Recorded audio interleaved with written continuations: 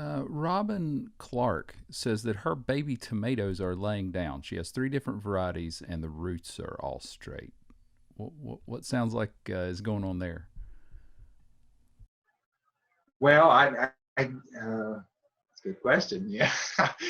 um, I mean, it's just possible that it needs to be trellised somehow. I'm not sure. I mean, if we're talking about these are tomatoes transplants or seedlings, I don't know. Is that what Yeah, this she is did. referring She to, didn't or are say. these She just plants? Are these said. full size Yeah, she said baby baby tomato. plants, right? So that, Yeah.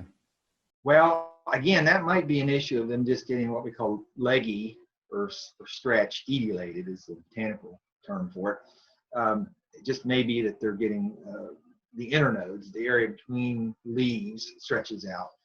Again, that's probably a low light issue, but it could also be putting on too much water again. So just making sure that the seedlings get as much light as they possibly can.